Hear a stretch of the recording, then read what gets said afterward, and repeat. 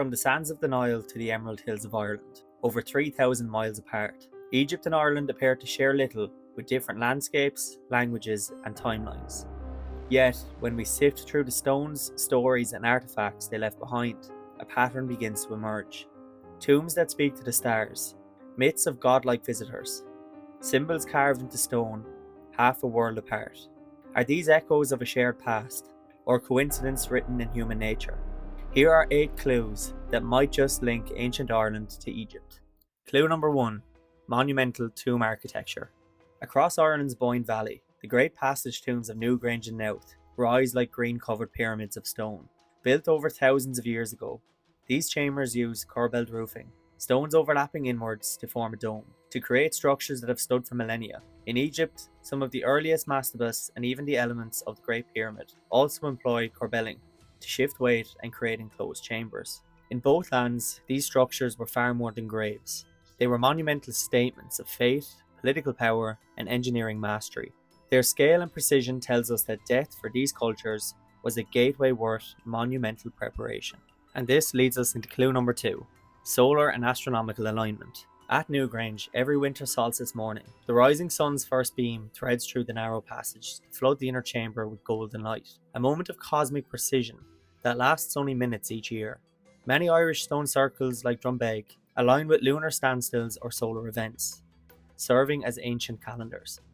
In Egypt, the Great Pyramid slides face true north within just an error of 1/15 of a degree, and the Giza pyramids are arranged to mirror the 3 stars of Orion's belt, a constellation tied to their god Osiris. Both cultures embedded astronomical knowledge into their monuments, linking the fate of the soul with the motion of the heavens. Clue number 3, burial practices and the afterlife. In Ireland, the elite dead were given passage tombs filled with goods such as beads, tools, and carved stones, as if to equip them for another world. Megalithic art inside these tombs often shows spirals of concentric circles, which some interpret as symbols of journeys or portals. And in Egypt, pharaohs were buried in grand pyramids, with treasures, chariots, and even boats for the afterlife. Across both lands, monumental tombs were less about death than about transformation, sending leaders on a cosmic voyage, where wealth, status, and spiritual protection would still be needed. Clue number 4, visitors from other worlds. Irish legends tell of the Tuatha De Danann, a mysterious race who arrived in ships shrouded by mist, bringing advanced knowledge, magical objects, and otherworldly power.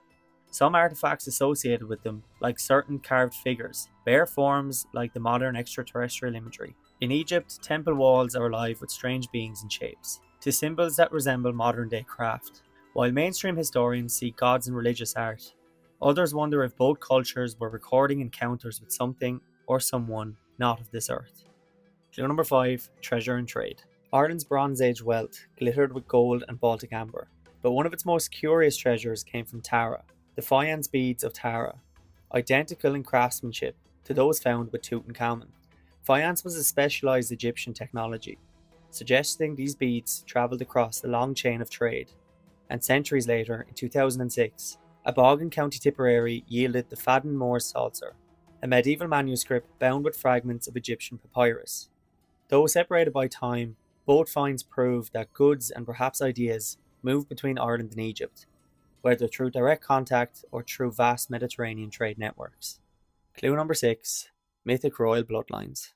Ireland's Book of Invasions tells of Scotia, daughter of the Pharaoh who journeyed to Ireland, married into its royal bloodline and left her name to the Scots and Gaels. Her story entwines with another legendary figure, Tifi, said to have brought sacred relics from Egypt to the Holy Land. In County Tyrone, legends even speak of a grave linked to the Egyptians' first pharaohs, Men's, who, according to fringe theorists, may have died far from home. While mainstream history sees myth, the persistence of these tales in Irish tradition suggests a cultural memory of foreign royal blood, shaping the island's destiny. Clue number 7, shared artistic motifs. Irish megalithic art blooms with spirals, lozenges, zigzags, and rosette symbols of circles, suns, and life. Egyptian art too carries repeating solar discs, lotus flowers, and geometric patterns. While each culture has its own style, the overlapping themes of the radiating sun, floral symbols, concentric forms, point to a shared symbolic vocabulary. Whether these were parallel creations of human imagination or borrowed through cultural exchange, both traditions use art to express cosmic order and divine beauty. And finally, clue number 8, boats of the sun. On Irish stones, ancient boat carvings carry solar symbols, as if transporting the sun across water. In Egyptian belief, the sun god Ra sailed the great solar bark across the sky each day and through the underworld each night, bringing light to the living and the dead.